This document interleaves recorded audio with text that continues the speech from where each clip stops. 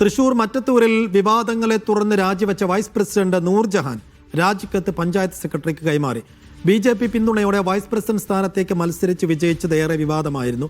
KPCC ഇടപെട്ടാണ് മറ്റത്തൂരിൽ സമവായം നടപ്പിലാക്കിയത്. നട്രാജ് പരശുറാം വിശദാംശങ്ങൾ നൽകും. നട്രാജ്, രാജിവെക്കാൻ കഴിഞ്ഞ ദിവസം തന്നെ നൂർജഹാൻ തീരുമാനിച്ചിരുന്നു. അതനുസരിച്ച് അതിന്റെ സാങ്കേതികത്വവും പൂർത്തിയാക്കിയിരിക്കുന്നു. രാജിക്കത്ത് കൈമാറിയിരിക്കുന്നു. ഇനി എന്താണ് നടക്കാനുള്ളത്?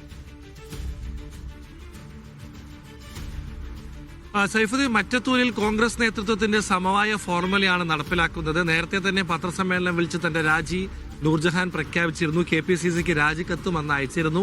സാങ്കേതികമായി പഞ്ചായത്ത് സെക്രട്ടറിക്ക് രാജി സമർപ്പിക്കേണ്ടതുണ്ട്. അതാണ് ഇന്ന് നടന്നത്. വൈസ് പ്രസിഡന്റായിട്ട് സ്ഥാനമേറ്റ നൂർജഹാൻ രാജിവെക്കുമ്പോഴും പ്രസിഡന്റായിട്ടുള്ള ടെസി രാജിവെക്കില്ല എന്നുള്ളതാണ് മറ്റത്തൂർ സംഭവത്തിൽ ഏറ്റവും ശ്രദ്ധേയം. കാരണം സ്വതന്ത്രയായാണ് ടെസി മത്സരിച്ചത്.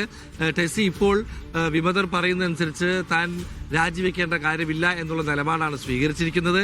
KPCC നേതൃത്വമാകട്ടെ BJPയുടെ പിന്തുണയിൽ നേടിയ സ്ഥാനങ്ങളെല്ലാം രാജിവെക്കണമെന്ന നിർദ്ദേശമാണ് നൽകിയിരിക്കുന്നത്. ഫലത്തിൽ വൈസ് പ്രസിഡന്റ് രാജിവെച്ചിട്ടുണ്ട്, പക്ഷേ പ്രസിഡന്റ് രാജിവെച്ചിട്ടില്ല. ഇനി പ്രസിഡന്റിനെ പുറത്താക്കാൻ സ്വാഭാവികമായും അവിശ്വാസം എന്നുള്ളൊരു കാര്യത്തിലേക്ക്, അവിശ്വാസ പ്രമേയത്തിലേക്ക് കോൺഗ്രസ് നീങ്ങേണ്ടി വരും.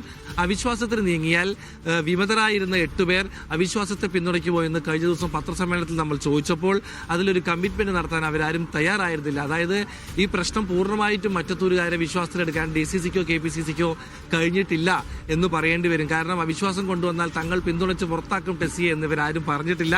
അതുകൊണ്ട് തന്നെ ഇപ്പോഴും ഇവർ ഇടഞ്ഞു നിൽക്കുന്നു എന്നുള്ള കാര്യം ഉറപ്പാണ്. KPCCക്ക് രാജിക്കത്ത് അയക്കുമ്പോൾ DCC പ്രസിഡന്റിനെതിരെ നിരവധി പരാതിയും ഇവർ ഉന്നയിച്ചിട്ടുണ്ട്.